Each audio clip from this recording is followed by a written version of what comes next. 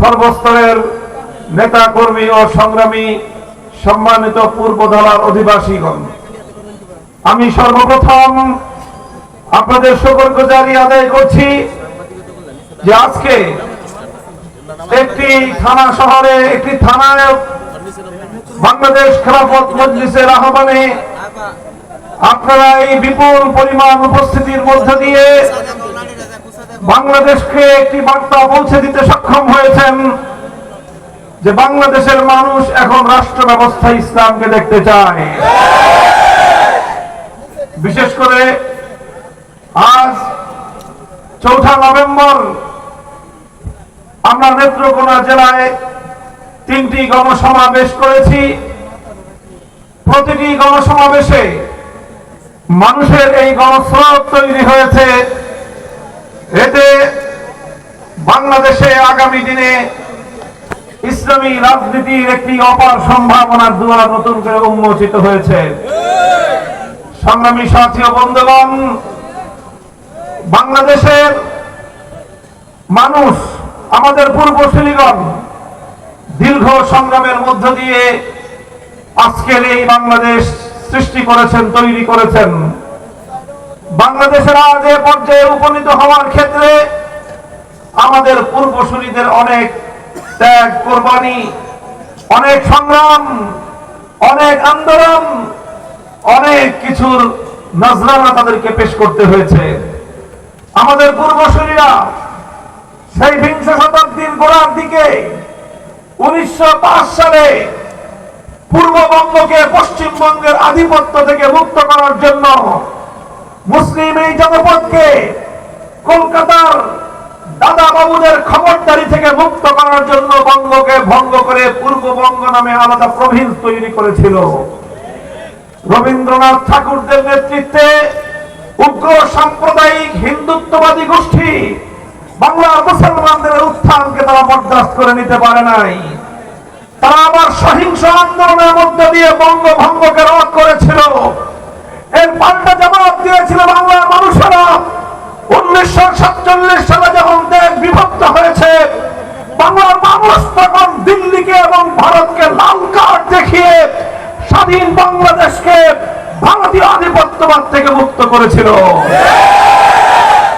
বাংলাদেশের মানুষ পূর্ব পাকিস্তান নামে মুসলমানদের জন্য একটি স্বাধীন একটি রাষ্ট্র গঠন করার প্রয়াস চালিয়েছিল।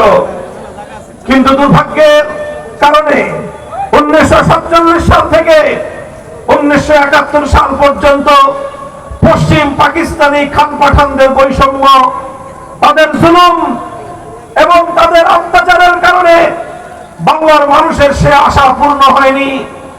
আল্লাহর দ্বীন এবং কোরআনের শাসন ব্যবস্থা প্রতিষ্ঠার যে প্রত্যয় নিয়ে যে স্বপ্ন নিয়ে 1947 সালে দেশ বিভক্ত হয়েছিল, পশ্চিম পাকিস্তানি স্বৈর শাসকদের গাদ্দারির কারণে এদেশে ইসলামী নিজাম এবং ইসলামী শরীয়তের শাসন ব্যবস্থা কায়েম হতে পারেনি।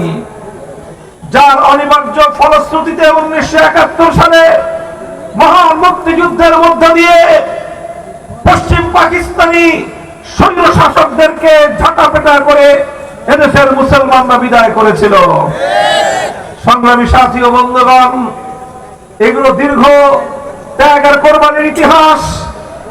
এই ইতিহাস আমি আপনাদেরকে এজন্য স্মরণ করিয়ে দিচ্ছি যে আমাদের পূর্বসূরিদের যুগ থেকে যেমনি ভাবে অনেক অর্জন রয়েছে, অনেক বিজয় রয়েছে, দুটি স্বাধীনতার ইতিহাস আমরা রচনা করেছি। 190 বছরের ব্রিটিশ আমলের জাফাকর থেকে, নির্যাতন এবং নিষ্পেষণ থেকে আমরা মুক্তি লাভ করেছি, স্বাধীনতা লাভ করেছি 1947-এ। এরপর 24 বছরের পশ্চিম পাকিস্তানিদের স্বৈরতন্ত্রের জাফাকর থেকে আমরা মুক্তি এবং স্বাধীনতা লাভ করেছি 1971 সালে।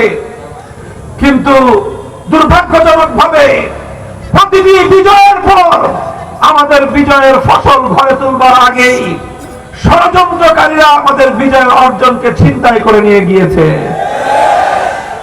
1947 সালে ইসলামী শরীয়ত বাস্তবায়নের, ইসলামী রাষ্ট্র ব্যবস্থা বাস্তবায়নের, আল কোরআনের রাজ কায়েম করবার অঙ্গীকার নিয়ে যে রাষ্ট্র গঠন হয়েছিল, পশ্চিম পাকিস্তানিরা তার সঙ্গে গাদ্দারি আর বিশ্বাসঘাতকতা করেছে।